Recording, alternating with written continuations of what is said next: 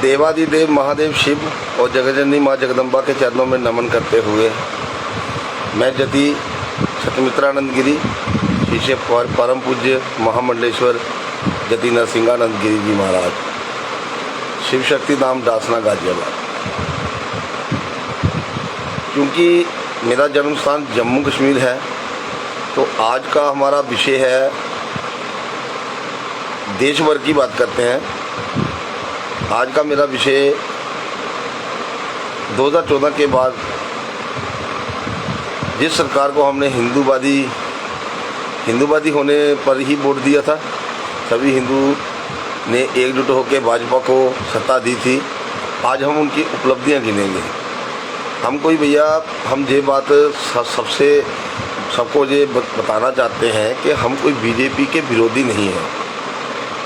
ये मत सोचिए कि हम बीजेपी के विरोधी हैं। हम बीजेपी के समर्थक रहे हैं बचपन से, क्योंकि बचपन से ही हमें बताया गया था कि हिंदुओं की पार्टी है। कांग्रेस पार्टी को तो हम बहुत बड़ी पहले जान चुके थे, क्योंकि हम उस पार्टी के बारे में तो भली भांति परिचित हैं कि वो किसकी पार्टी है, किसका है। नेहरू के बाद इंदिरा गांधी, जिसे हम इंदिरा गांधी नहीं बोलेंगे, हम इंदिरा खान बोलेंगे, क्योंकि वो तो शादी के बाद पति का ही नाम चलता है। मगर इन्होंने पता नहीं कौन सा ऐसा फार्मूला लगा लिया कि मतलब बाप का नाम जो है वो आगे चलता रहेगा, और जिसका नाम चलना चाहिए उसका नाम इन्होंने गुप्त रखा। ये इसलिए रखा था उस समय क्योंकि उस समय हिंदू था, सनातनी था, और उसको किसी तरीके से उन्होंने अपनी तरफ आकर्षित करना था। इसका एक सबसे बड़ा उदाहरण मैं बता रहा हूँ आपको। दिलीप कुमार, जिसे हम दिलीप कुमार समझते रहे, वो तो असल में तो यूसुफ खान था, मगर हिंदुओं से कमाता था। तो हिंदुओं को अगर खुश करने के लिए उसने नाम बदल दिया, और हम लोग ने, हम हिंदू इतने मूर्ख है, हमने उसको दिलीप कुमार मान भी लिया। क्योंकि हम मूर्ख है ना, कोई दाढ़ी धोती पहन के आ जाता है तो हम सोचते हैं नहीं जी हमारे धर्म का ये कर रहा है तो ये हमारे धर्म का बढ़िया होगा, इसमें चाल भी हो सकती है, ये क्यों नहीं पहचानते हम। और वो भी वर्तमान और भूतकाल में हमने इसी बात पे बहुत बार धोखा खाया है। काल नेमी बनकर आ जाते हैं तो फिर जो असली होते हैं वो बदनाम हो जाते हैं उसमें। अब रावण ने सीता मैया का हरण किया था तो जिस चोले में किया था, आज तक वो चोला बदनाम है। लोग शक की नज़र से देखते हैं। क्यों वो उसने चोला पहना था, उसे पता चला था, उसने सोचा था कि किस तरह से मैं हरण करूं। तो इस तरह से बहुत सारे कालनेमी इस समय समाज में घूम रहे हैं। इनको पहचानो, इनको पहचानना। और आज एक चीज़ और देखी गई है कि राजनीतिक दलों की तरफ लोगों का रुझान कुछ ज़्यादा जा रहा है और अपने धर्म की तरफ बिल्कुल नहीं है। जो धर्म का साथ दे रहे हैं इनको बस एक पार्टी विशेष ही धर्म बन गई, एक पार्टी विशेष ही इनका देश है, वही सब कुछ है, उसका अपमान देश का अपमान माना जाएगा। ये बात नहीं होती, ये बात बहुत गलत है। इस बात का हम खंडन करते हैं। बीजेपी की बात कर रहे हैं तो बीजेपी ने सबसे पहला, मतलब जैसे 2014 में सत्ता संभाली, सबसे पहला जो कानून पास हुआ वो है भूमि अधिग्रहण कानून, जो किसी को इसके बारे में पता ही नहीं है। भूमि अधिग्रहण कानून ये होता है, जैसे हमारी ज़मीन है तो हमारी ज़मीन में से अगर कोई हाईवे निकल रहा है या कोई रेलवे की पटरी निकल रही है या कुछ ऐसा काम है जो सरकार को वो जगह चाहिए, तो पहले क्या होता था कि हम उसमें आपत्ति दर्ज करते थे कि हमारा ये पुश्तैनी मकान है या हमारी कुछ ज़्यादा जुड़ी है, ये मकान बीच में नहीं आना चाहिए, थोड़ा सा इसको मोड़ लिया जाए। तो उसके लिए एक याचिका होती थी, तो हम कोर्ट तक जा सकते थे। तो उस कानून, जो भूमि अधिग्रहण कानून जो पास हुआ है, उसके अंतर्गत हम कहीं जाके सुनवाई नहीं कर सकते, हमारी FIR तक दर्ज नहीं होगी। चाहे सरकार जो है वो सीधा, मतलब उन्होंने फैसला सुना दिया, आर्डर दे दिया कि हाँ भाई ये मकान जो है ये रोड में आना है तो ये हटा लीजिए, नहीं तो सीधा बुलडोजर लेके आ जाएंगे वो। तो ये हमारा ये एक तरह से मानवता का, मतलब जो लोकतंत्र का, ये एक तरह से लोकतंत्र की हत्या ही एक तरह की, कि हम आवाज़ ही नहीं उठा सकते थे। ऐसा भारत में हुआ है, ऐसा कानून जो है वो भारत में पहली बार ऐसा लागू हुआ है जिसमें आम जनता जो है वो कुछ कर नहीं सकती, उनके अधिकारों का हनन हो गया इसमें। तो कोई नहीं बोला, चलो वो भी ठीक है, देश हित में अगर वो चीज़ है तो बढ़िया है। तो वो इन्होंने इसलिए लिया कि कई बार बड़े बड़े प्रोजेक्ट जो थे वो रुक गए थे काम के लिए, लोगों की आपत्तियों की वजह से लोगों ने उन पर केस लगा दिए थे, तो वो काम जो थे वो रुके पड़े हुए थे। तो जैसे रोड के ऊपर जैसे पटरी निकल रही है, पटरी के ऊपर से अगर हाईवे निकलना है तो हाईवे निकालने से पहले रेलवे वालों से एनओसी लेनी पड़ती थी। तो जैसे रेलवे है, अगर कोई हाईवे निकल रहा है तो हाईवे के बीच में से अगर रेल की पटरी बिछानी है तो हाईवे वालों से परमिशन लेनी पड़ती है, एनओसी, नो ऑब्जेक्शन सर्टिफिकेट, कि भैया हमें कोई आपत्ति नहीं है, आप ऊपर से फ्लाईओवर बना लो या जैसे रोड बना लो, उनको क्रॉसिंग दे देंगे। तो ये चीज़ें होती थी। तो ये सरकारी कर्मचारी जो हैं जो अपनी फाइलें दबा के रखते थे, ये काम करते नहीं है, सरकारी बाबू तो काम करते नहीं है बिना पैसे लिए, सच बता रहा हूँ। तो सारे मीडिया में, सोशल मीडिया में ये बात बता रहा हूँ, बिना पैसे लिए फाइल जहाँ से जहाँ नहीं हिलती है। और ये मैं अपने पर्सनल एक्सपीरियंस से बता रहा हूँ। मैंने गवर्नमेंट जॉब की है, एज ए जूनियर क्लर्क काम किया है मैंने, तो मुझे ये सब पता है कि बिना पैसे के फाइल नहीं हिलती है। कोई भी फाइल, कोई भी काम अगर रोकना है तो सरकारी विभाग रोकने का काम करता है, अगर काम करने का काम नहीं करता वो काम रोकेगा। उनको पैसे चाहिए, जैसे कि किसी की फाइल है, अगर मेरे साइन होके वो आगे बड़े साहब के पास जाएगी तो मुझे उस फाइल को जहाँ से वहाँ करने का के लिए रिश्वत चाहिए। बिना रिश्वत के नहीं होगा भैया, ये भारत है जी। ये चीज़ें अंग्रेज़ों के ज़माने से शुरू हैं, आज तक चल रही हैं। हाँ, किसी ने इसकी तरफ ध्यान नहीं दिया। सरकार को ऐसी चीज़ें, कानून बनाने चाहिए थे जो हिंदू हित में हो, जो हम आम जनता के हित में। अरे कम से कम मूर्खों, जिसने वोट लिए हैं तुम लोगों ने, कम से कम उनका काम तो करो। भाजपा का मैनिफेस्टो था सबसे पहले गौ रक्षा, ठीक है, गौ रक्षा करेंगे, गौ रक्षा गोवध टोटली भारत में बंद करेंगे, बैन करेंगे हम, एक नंबर। दूसरा नंबर आ गया इसका सबसे बड़ा मुद्दा था कि कश्मीरी हिंदू, जितने भी कश्मीरी हिंदू विस्थापित हुए हैं उनकी वापसी करेंगे हम। और 370 के हटाने का जो उसमें था, 370 हटाएंगे। चलो 370 आपने मान लिया गया, आपने 370 हटा दी, मगर 370 हटाने का और पहले से लेके अब तक अंतर क्या हुआ बताइए। पहले तो बड़ा दावे करते थे एक बम नहीं फटा, ये नहीं फटा, अरे 40-40 बंदे नाम पूछ के मार दिए जा रहे हैं। और ऐसे आदमी मिले ही नहीं, बताइए। आज तक उनका कोई स्केच जारी नहीं हुआ, कोई कुछ नहीं हुआ। ऐसा हो सकता है बताइए। अब कश्मीरी तो सीधे आम शरेआम इल्ज़ाम लगाते हैं कि मोदी ने करवाया है, ये पुलवामा भी उसने करवाया था, पहलगाम भी करवाया। वहाँ इनकी बोलती क्यों नहीं होती? ये केंद्र में बैठे हैं, इतने वीडियोस आ रहे हैं, लोग सीधे मोदी को इल्ज़ाम लगा रहे हैं पुलवामा। मोदी सरकार ने आज तक उसके बारे में कोई सफाई नहीं दी है।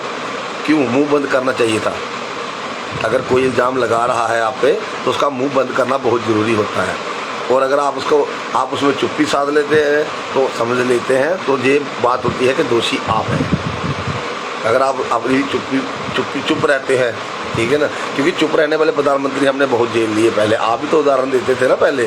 मोदी जी से पूछना चाहूँगा, मोदी जी पहले भी बता रहे थे कि रिमोट से चलने वाले प्रधानमंत्री, आप किसके रिमोट से चल रहे हैं बताइए? क्यों देश में गरीब ही रहे? गरीब को जीने का अधिकार नहीं है? बताइए मुझे। जो मूल निवासी है इस देश के, जिसे हम आदिवासी बोलते हैं, ठीक है, अंग्रेजों द्वारा दिया हुआ वर्ड है आदिवासी। आदिवासी का मतलब समझते हैं आप? आदिवासी को आजकल, आदिवासी का नाम सुनते ही हमारे दिमाग में क्या बात आ जाती है? फटे कपड़े पहने जंगली जैसा आदमी होगा, यही सोचते हैं ना। अंग्रेजों को भी ये चीज़ दिखती थी हमारी। अंग्रेज हंसते थे हम पे जाके। वो हम जब बीन बजाते थे, सामने आते थे ना, तो वो फोटो लेके ना अंग्रेजों को दिखाते, कहते कैसे मूर्ख भारतीय हैं। मगर ये मूर्खता नहीं है, ये हमारी श्रेष्ठता है, ये हमारे संस्कार हैं जो हम शाम को भी बस कर सकते हैं। अंग्रेज कर सकता है? कुछ नहीं कर सकते। ये जहाँ साइंस खत्म हो जाती है उसके आगे सनातन शुरू होता है। हाँ, वो बात अलग है कि सनातन पर कब्जा हो गया, कुछ पैसे वाले फर्जी बाबा बन के बैठ गए, वो बात अलग है। मगर मैं एक बात पूरे देशवासियों के, सनातनियों से कहना चाहता हूँ, साधु को ऐसा मत समझिए। कोई भी ऐसे साधु है जो ऐसे घूम रहे हैं, हर साधु के पास एक सिद्धि होती है, कोई एक ऐसी सिद्धि होती है जिसमें उसको महारत हासिल है। वो कोई भी काम हो सकता है। ये बात मतलब ये छोटा मोटा काम नहीं है, ये नहीं कि तंत्र विद्या से ही सब कुछ होता है। बहुत सारे ऐसे काम हैं। कई साधु हमारे ऐसे हैं, मैं नमन करना चाहता हूँ ऐसे साधुओं को जिन्होंने वो प्राचीन काल से चले आ रही हमारी परंपरा को अभी तक जिंदा रखा है। हड्डी टूट जाए तो कैसे जोड़नी है। अरे बहुत सारे साधु ऐसे हैं जो हड्डियां हाथ लगाने मतलब मालिश मात्र से तोड़ देते हैं, जो डॉक्टर प्लास्टर करके भी नहीं जोड़ पाते हैं वो जोड़ देते हैं। तो मगर उनकी तरफ ध्यान इसलिए नहीं है क्योंकि हम लोग अंग्रेजी की तरफ जब ज़्यादा आकर्षित हो रहे हैं, अंग्रेज़ों की गुलामी की है तो अंग्रेज़ों को बड़ा श्रेष्ठ समझते हैं, उन पशुओं को श्रेष्ठ समझते हैं जिन्हें आज तक वस्त्र पहनना नहीं आया। इस पूरी दुनिया को, इस पूरी ब्रह्मांड को अगर वस्त्र पहनना किसी ने सिखाया है तो वो इस भारत भूमि ने सिखाया है। सबसे पहले इस वस्त्र का आविष्कार ही भारत में हुआ है। और पुराने ज़माने में यहाँ से कपड़ा विदेशों में जाता था, सोने के भाव बिकता था वो, तभी वहाँ से वो पैसा जहाँ भारत में आया तभी लोगों ने वो सोना आता था, सोना कहाँ रखना है इतना, तो मंदिरों में दान करते थे, उसकी मूर्तियाँ बनाते थे, उसको अच्छे से संग्रहित करते थे, क्योंकि सोना किसी काम का नहीं था ना उसमें। ये तो आज वैल्यू है, आज तो इकोनॉमी तय करता है सोना। उस समय ज़माने सोने की चिड़िया को लूटा गया है महाराज। इस बात को क्यों नहीं समझते हैं हमारे भारतीय? अरे इस देश को अपना समझो, अब इस देश को अपना क्यों नहीं समझते हैं ये लोग? अरे नेताओं की चमचागिरी करके कुछ नहीं हासिल होगा। माना कि हम लोग बैठे हैं, हम हिंदू लोग हैं, स्वार्थी हैं, हम इसलिए स्वार्थ होता है कि चलो यार एमएलए अपना होगा तो कोई अपना काम निकलवा लेंगे, कोई अपने बेटे की नौकरी लगवा देगा, कोई अपना 100 काम होता है अपना, कहीं काम रुक गया तो चलो मंत्री साहब से बोल के काम हमारा आसान हो जाएगा। मगर देश हित में काम होना चाहिए। बताइए, गौ हत्या पर रुकी, उल्टा बढ़ गई। अरे हमें गुस्सा इस बात से नहीं है, हमें बीजेपी से गुस्सा इस बात पे है कि इन्होंने गौ हत्या के लिए आज तक एक मुंह से एक शब्द तक नहीं निकाला, और उल्टा हमारे जो शंकराचार्य जी उनका विरोध कर रहे हैं, उसके खिलाफ कर दिया लोगों को उन्होंने। क्योंकि बहुत सारे सनातनी आज ब्रह्म मूड बना चुके हैं, मन में ठान चुके हैं कि भाजपा ही देश है और देश ही भाजपा है। आज भाजपा को गाली निकालना, समझो देश को गाली निकालना है, धर्म को गाली निकालना है, जो कि गलत है। जो अच्छा काम कर रहा है, देखो हमारा धर्म क्या है, अच्छा काम कर रहा है उसके साथ है, जो हमारे धर्म के लिए काम करेगा हम उसके साथ हैं। और धर्म की हानि हुई है, धर्म के खिलाफ अगर एक भी किया, सबसे पहले उसके खिलाफ हम खड़े मिलेंगे। हम बीजेपी के पुराने कट्टर समर्थक रहे हैं, मगर आज अब नहीं, क्योंकि बीजेपी कमज़ोर पड़ चुकी। बीजेपी ने विधर्मियों को अपने साथ मिला लिया।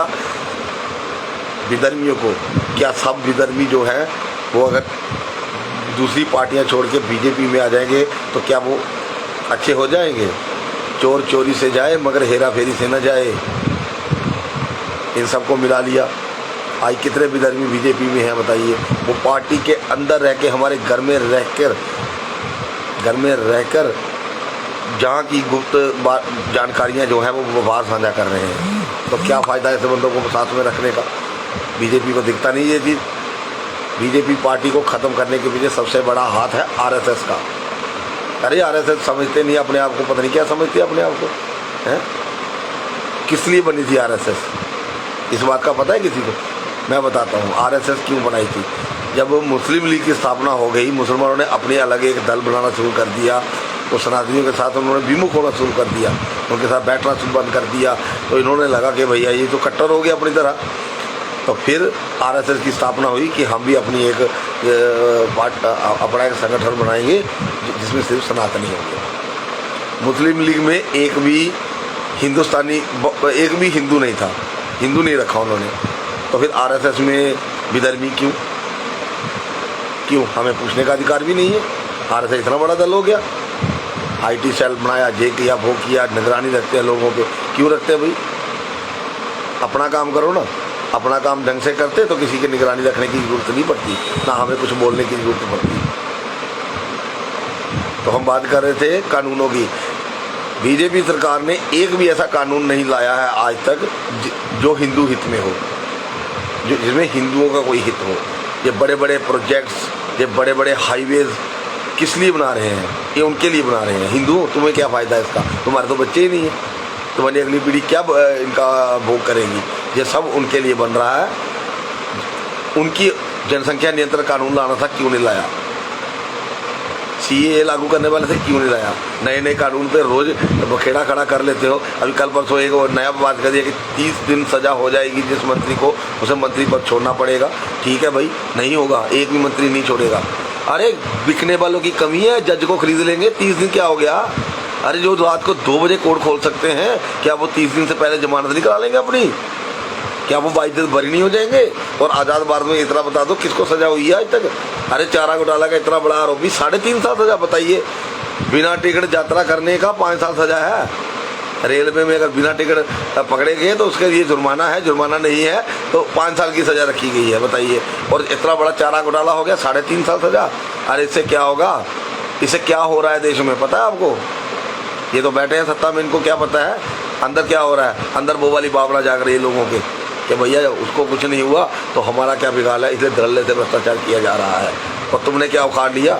क्या उखाड़ लेंगे? कुछ नहीं कर सकते जी। एंटी जो बने हुई है टीमें, कुछ नहीं होता। इतने पटवारी पकड़े जा रहे हैं, बताओ किसको सजा हो रही है? अरे कुछ नहीं होता, उठा के ट्रांसफ़र कर देते हैं दूसरी जगह। 2-4 महीने बाद ये लोग जो है मीडिया कुत्ते की तरह 4 दिन भोंकेंगे, बस उसके बाद शांत हो जाएंगे, मजे से अपनी नौकरी कर रहे हैं। आज़ाद भारत में ऐसा हुआ है, कभी कोई पटवारी सस्पेंड हुआ, सस्पेंड किया, रस्टी के नाम जब हुआ कुछ नौकरी से निकाला, आज तक अभी नहीं निकाला, क्योंकि मिली भगत है ना जी। ये बड़ा तरीके से सिस्टम है जी, छोटा मोटा सिस्टम नहीं है। और हम लोग उसके बारे में बात करेंगे, वो पूरा सिस्टम बना चुके हैं और सिस्टम से साथ टकराना किसी के बस की बात नहीं है। जब बाढ़ आती है ना, सारे बहते हुए मिलेंगे, कोई नहीं मिलेगा कि उसके अपोजिट कोई चल रहा हो। मगर जी तो लोग तो वैसे उसी की तरफ देखते हैं ना, जो बहाव के उल्टी दिशा में चल रहा हो, जो देखते तो उसी को हैं। एक भी कानून नहीं बनाया। देखो हमारे बाकी क्या कहते हैं, अब अपने समाज की बात है, जिस संविधान में जितनी भी धाराएं हैं ये सब सनातन धर्म के मूल सिद्धांतों को हाथ करती हैं। कुछ ही कैसे हमारे बाल विवाह, हमारे से बाल विवाह हो जाता था पहले, बाल विवाह बचपन में शादी कर देते थे, वो बहुत बढ़िया था, वो बहुत बढ़िया था। क्यों था मैं बताऊँ? देखिए, एक लड़का 10 साल का हुआ, एक लड़की 8 साल की या 7 साल की है, तो हम क्या करेंगे? देखो घर बार देख लिया, लड़का लड़की ठीक है, माँ बाप ने रिश्ता तय कर दिया, ठीक है जी, उनकी शादी कर दो। शादी हो गई, लड़की अपने घर, लड़का अपने घर। तो लड़के को ये बताया जाएगा कि बेटा तुम्हारी शादी हो चुकी है, तुम्हारी शादी हो चुकी है, तुम्हारी शादी बनाने की जगह हुई है, तो ये बात हुई।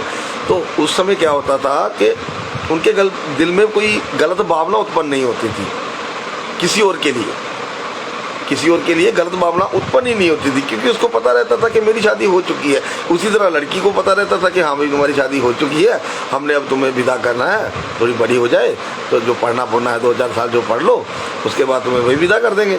तो वो बहुत बढ़िया तरीका होता था, ना लड़का ने लड़की को देखा होता था इतना, ना और 2-3 साल 2-4 साल तो एक दूसरे को समझने में लग जाते थे। तो समझते समझते ही 1-2 बच्चा हो जाता था। तो जब बच्चे हो गए, पारिवारिक जीवन चल गया, तो वो शादियाँ जो थी बिल्कुल कामयाब हो जाती थी बढ़िया तरीके से, कोई ऐसी बात नहीं होती थी। अब क्या हो रहा है, अब सब कुछ पहले ही जान लेते हैं तो बड़ी जल्दी उक जाते हैं। अब एक बंदे एक जगह एक कमरे में आपको बंद कर दिया जाए तो कितने दिन रह पाओगे आप? भले कि आप वहाँ पे हर चीज़ की सुख सुविधाएं हैं अंदर, पर अंदर आप कितने दिन रहोगे? 10 दिन, 15 दिन, महीना, और एक दिन तो आप बोलोगे कि मैं मुझे जहाँ से निकलना है। वही हिसाब जहाँ हो रहा है। आदत बड़ी हुई है। अब प्रेमानंद जी को गलत बोल रहे हैं, अरुणाचार्य जी को गलत बोल रहे हैं। मैं तो सही कहूँगा जी, आज़ादी कुछ हद तक ठीक रहती है। औरतों को आज़ादी मिली है, देखो क्या कर रही हैं। ठीक है, आज़ादी है, हमारी माताएं बहनें, उनको भी जीने का अधिकार है। पृथ्वी पर आए हैं, उनको भी, उनके भी मूलभूत जितनी भी उनके इच्छाएं हैं उनकी पूर्ति करना हमारा ही धर्म है। मगर एक ऐसी इच्छा जिससे धर्म को हानि पहुंच रही है तो वो गलत है, गलत नहीं है, उसका विरोध करना चाहिए। अब प्रेमानंद जी ने बोल दिया तो क्या गलत बोल दिया? और खासकर मैं ऐसे माँ बाप को करूँगा जिनकी बच्चियाँ जैसी कर रही हैं, जो बच्चों को समय नहीं दे पाते। माएँ कहीं किटी पार्टी कर रही हैं, बाप किसी डेलीगेशन को अटेंड कर रहा है, और बच्चियाँ बाइन शाह पे ठेके पे दारू ले रही हैं और दोस्तों के साथ किटी पार्टी चल रही है, लॉन्ग ड्राइव पे जा रही हैं। ये हो रहा है भारत में। अभी तो आज़ादी कम है, अब ये थोड़ी सी ज़्यादा आज़ादी दे दी ना लेडीज़ को, तो ये नंगी होकर सड़क पे घूमेंगी और घूम रही हैं। जिनको आज़ादी मिली है, जिनका कोई कुछ बिगाड़ नहीं, घूम रही हैं। बड़ी बड़ी वैश्याएँ, ये जो टीवी फिल्मों में आती हैं, जो वैश्या ही होती हैं, तो बड़ी बड़ी वैश्याएँ किसकी संगत कर रहे हैं हम लोग। आज हम सती सावित्री को, उसको कोई फॉलो नहीं कर रहा कि वो सती थी, इतना बड़ा उनका नाम है, धर्म में इतनी उनकी इनका सम्मान है, उसकी कोई इज्जत नहीं कर रहा, उसके बारे में कोई बात भी नहीं कर रहा। हाँ, करिश्मा कपूर, करीना कपूर हैं, ये जो वैश्याएँ जो हैं, इनके बारे में, और इनकी तरह बनने की कोशिश में लगे हुए सारे, सब इनकी तरह बने, नंगे होना है। इतना नहीं पता है कि औरत जितना मर्जी नंगापन कर ले, मर्द शादी उसी लड़की से करेगा जो चरित्रवान होगी। ये चरित्र खराब करने वाले सिस्टम है सारे, तो ये अपना चरित्र खुद ही दिखाने के बनाए हुए हैं उन्हें। और सरकार ने जो कानून बना दिया हुआ है कि 21 साल से कम शादी नहीं कर सकते, 18 साल से कम शादी नहीं कर सकते, तो हुआ ना हमारे धर्म के और आघात। अगर हम सरकार जो परमिशन करते, जिस तरह से मुसलमानों को दिया हुआ पर्सनल लॉ, वो अपनी लड़की की शादी चाहे 12 साल में कर दे, सरकार बीच में दखल नहीं दे सकता है, सरकार का कोई दखल नहीं है उसमें। तो तुम्हारा तुमने क्यों नहीं मांगा?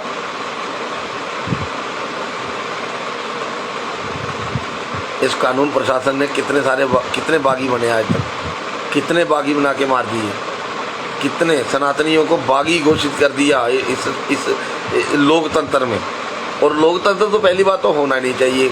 लोकतंत्र, हम भारतीय लोग लोकतंत्र के काबिल नहीं हैं, लोकतंत्र नहीं चाहिए, क्योंकि लोकतंत्र को हम लोग समझे नहीं, ना किसी ने समझाया हमको कि लोकतंत्र का होता है, लोकतंत्र कैसे चलाया जाता है।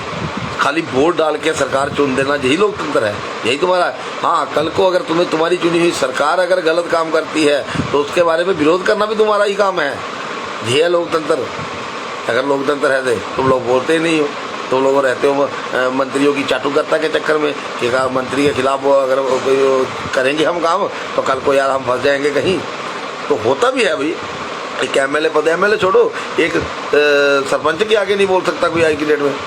सरपंच 2 मिनट में हेकड़ी निकाल देता है, 2 मिनट में सरपंच। बाकी तो छोड़ो, आज सरपंच है, साइकिल पे घूम रहा है, सरपंच बनने दो, स्कॉर्पियो आ जाती है तुरंत। ये पैसा कहाँ से आता है? इनकी इंक्वायरी क्यों नहीं करते कोई? बाकियों की इंक्वायरी हो जाती है। मैं बताता हूँ, काला धन की बात कर रहे हैं ना, सबसे ज़्यादा काला धन कहाँ है पता है आपको? सबसे काला धन जो है वो, अगर प्रॉपर्टी चेक करने भी बारी आती है, सबसे पहले पुलिस वालों की प्रॉपर्टी चेक हो जाएगी। सबसे पहले देखिए कितना पैसा है इनके पास, कहाँ रखा है इन्होंने, बताते नहीं है। छोटे सिपाहियों की बात नहीं कर रहा हूँ, छोटे सिपाही को बेचारे ड्यूटी कर रहे हैं, वो बड़े अफसरों की बात कर रहे हैं। सबसे ज़्यादा पैसा उनके पास है, और सबसे ज़्यादा पैसा उस पुलिस वाले के पास है जिसकी एमएलए एमपी के साथ बढ़िया छांटकान है। बहुत पैसा उनके पास, डीएम बीएम कलेक्टर, बहुत पैसा इनके पास, बहुत पैसा आ रहा है, सारा का सारा। इनकी इंक्वायरी कभी नहीं हो सकती, क्योंकि इनका पैसा जो है ना, इनका हिस्सा जो है वो पटक जा रहा है। ये बोलने नहीं देते किसी को, ये मंत्री चंदा बंदा या कुछ नहीं है, ये सब चलता है उसमें। ये मैं सत्य बता रहा हूँ, ये कोई नहीं बताता, कोई बोलने की हिम्मत ही नहीं करता। और हम सीधे साधे, हम सच बोलने वाले, हम सीधा बोल देते हैं, चाहे जो मर्जी हो जाए, क्या करना है। तो सच है, सच के पीछे आप सरकारी दफ्तर में चले जाओ, किसी का आपका बिना रिश्वत दिए काम नहीं होगा, होता ही नहीं है। करा के दिखाए कोई, चाहे जो मर्जी सरकार आ जाए, करा के दिखा दो, नहीं होता। चलती वहाँ बाबू की है, और बाबू को कोई हटा नहीं सकता। 60 साल की नौकरी है, 60 साल करनी है उसने। 60 साल के बाद वो रिटायर होगा, तब जाके कुर्सी किसी और के पास आएगी, और वो उससे भी बड़ा, क्योंकि उसने देखा होगा उसे कुर्सी में, उसको देखा होगा कि ये जहाँ से आ रहे हैं पैसे, तो वो अपने जैसे कुर्सी बैठेगा वैसे ही काम शुरू कर देगा। यही तो चीज़ है, काम रोकने के पैसे लेते हैं सरकारी कर्मचारी, और काम करने के लिए इनको रिश्वत चाहिए, और चाहिए। तो सरकार कोई कुछ नहीं कर पाई, एक कानून नहीं बना पाई इनके लिए। देश में रेप की, बलात्कार की कितनी हो रही है। मुझे आज तक कभी सुना है कोई मुसलमान लड़की का बलात्कार हुआ? कभी सुना आपने? मैंने नहीं सुना कभी। अगर हो जाए ना तो वो लोग FIR नहीं कराते, ऐसे कैंडल मार्च नहीं करते हैं, खुद फैसला करते हैं, खुद ही जाके रेप जो होगा ना उसको काट देंगे, बस बात खत्म। No FIR, no arrest, no talk, फैसला ऑन द स्पॉट। ये तो हमारे फिल्मों में दिखाया जाता है, अप्लाई उन्होंने कर दिया। ये चीज़ है, ये अंतर है। और हिंदू तुम जुड़ोगे कहाँ बताओ? तुम नहीं जुड़ सकते। कृष्ण भगवान जी को पता था कि मेरी नगरी डूब जाएगी, नहीं बचा पाए। हमें भी पता है हिंदू तुम्हारा क्या हाल होने वाला है, मगर नहीं बचा पाएंगे हम एक आखिरी लड़ाई लड़ रहे हैं। उस लड़ाई में अगर साथ खड़े हैं तो कभी अहित नहीं होगा, इस बात का गारंटी हम देते हैं। अगर साथ खड़े होंगे तो, अगर साथ खड़े होने का दम है, जीने का दम है, तो हमारा साथ दीजिए, हमारे साथ खड़े होइए। फिर देखिए हम हिंदुओं के साथ खड़े हैं, किसी और का साथ हम देंगे नहीं, ना किसी को हम साथ में छोड़ेंगे। ये बीजेपी पार्टी की तरह नहीं है कि हिंदूवादियों की तरह वोट ले लिए और जाके तलवे चाटते हो जाके कश्मीरियों के। जम्मू में सबसे ज़्यादा फायदा हुआ कपिंदर गुप्ता को, सबसे ज़्यादा फायदा, मुंह पे बोलूँगा, सबसे ज़्यादा फायदा लेने वाला इंसान है गुप्ता बनिया। और बनिया बहुत मीठे होते हैं, दिल्ली जाता है ड्राई फ्रूट ले लेके बीजेपी के लीडरों के घर में, किसी घर में बादाम दिए, किसी घर में अखरोट दिया, बड़े महबूबा के साथ बहुत अच्छी साठगांठ थी। तभी तो जब पिछली बार जब जीते थे ना, तो उमरुद्दुल्ला ने उस टाइम खुद बोला था कि एनसी हम आपको समर्थन देते हैं, आप सरकार बना लो, आप बना लो कोई अपना हिंदू सीएम बना लो 3 साल के लिए। बोला तो था कि 3 साल आपका रहेगा, 3 साल हमारा रहेगा, मगर नहीं। कपिंदर गुप्ता ने बीच में बाजी मारी, महबूबा के साथ सेटिंग नहीं थी उसकी पहले ही, और सेटिंग महबूबा के साथ हुई। महबूबा ने पहली बात ये बोल दिया कि डिप्टी सीएम कपिंदर गुप्ता होना चाहिए, वही बीजेपी ने मान लिया और फायदा तो लिया, सबसे बड़ा फायदा लिया। हमारे जीएमसी में एक पोस्ट निकाली रात को 10 बजे इन्होंने वेबसाइट पे चढ़ाया और रात को 12 बजे तक उसकी डेट थी अप्लाई करने के लिए। कोई फॉर्म लगा ही नहीं, 10 बजे भरोगे, 2 घंटे में कौन लगाएगा? और जिसकी जानकारी आपको है, आप इन्हें एक ही फॉर्म लगाया बहुरानी का, चलो जी मिल गई नौकरी, अब लेफ्टिनेंट गवर्नर बन गए वो, बढ़िया है, अब सेंटर में चले जाएंगे। जम्मू को कौन देखेगा? जम्मू के बारे में आज तक कोई बात ही नहीं बोली उन्होंने, आज तक कभी उनके मुँह से सुना नहीं। आज तक मैंने कभी बोला कोई डोगरों की बात की हो, जहाँ हिंदुओं की बात की हो, कभी की सुना ही नहीं आज तक। और जो बीजेपी में पुराने आदमी थे जम्मू के, उनको बीजेपी वालों ने घास नहीं डाली। बहुत पुराने बंदे, बहुत कट्टर आदमी है बीजेपी में। ये थोड़ी है कि रविंदर रैना ही स्टेट प्रेसिडेंट था, मिला क्या? लड़ा किन के लिए? वो गुजरों को स्कूल ट्राइब में डलवाया है, उनको मिठाइयाँ खिलाई, ले खा। बाद में उन्होंने क्या किया? उन्होंने वोट तक नहीं दिया। रविंदर रैना को साफ संदेश है, रविंदर रैना तू जो मर्जी कर ले इनके लिए, ठीक है? उनके लिए तू एक काफिर है बस, इससे ज़्यादा तो कुछ नहीं है उनके लिए, तू जो मर्जी कर ले उनके लिए। और हमें बोलते हैं तो हम नफरत फैलाते हैं। हम क्या नफरत फैला रहे हैं? कश्मीर में नफरत फैलाने हम गए थे? मीरपुर शहर तबाह हो गया, हमने करवाया। 47 का बंटवारा हुआ। आज सरदार लोग हमसे नफरत करते हैं, क्यों करते हैं? जो खासकर जब हमारे, क्योंकि उनको अपने घर छोड़ के जहाँ पे शरण लेनी पड़ी, गुस्सा उनको भारतीय सरकार से है, निकालते वो जम्मू वालों पे है, जम्मू का साथ ही नहीं देते। तो बताइए इसमें किसकी गलती है? सरकार बनी थी सबको लेके चलते, अगर सबका साथ सबका साथ और सबका विकास था, तो उसमें कहीं हिंदू भी आते हैं? जिनसे तुम्हें एक वोट नहीं मिलने वाला, उनके पीछे तुम उनके तलबे चाटने में रहते हो। तुमको 3 तलाक याद आई? 3 तलाक का इनको ज़्यादा आया कि 3 तलाक आ भाई, महिलाओं पे बहुत जुल्म हो रहा है। जो हिंदुओं की महिलाओं पे जो जुल्म हो रहा है, दहेज प्रथा के उत्पीड़न में रोज हमारी रोज न्यूज़ में देखते हैं, आए दिन 2-4 बेटियां हमारी जल के मर रही हैं, खुदकुशी कर रही हैं, परिवार वाले मार दे रहे हैं। हमारी एक रामनगर की बेटिया को संदिग्ध परिस्थितियों में 8 महीने हुए शादी हुए। अब गुस्से में क्या किया उन्होंने, घर वाले उन्हीं के घर के आंगन में उसकी चिता जलाई। तो उसकी तरफ क्या सरकार का कोई हो नहीं था कि कोई ऐसा कानून बनाते जो हमारी दहेज प्रथा खत्म हो, बाल विवाह को दोबारा लागू होना चाहिए। तो ये परिस्थितियां हैं, इसलिए हम भाजपा के खिलाफ हैं। भाजपा जहां काम कर रही है बढ़िया, वहां उसका साथ है, और जहां काम किया है गलत, उसके विरोध में सबसे पहले हम खड़े हैं।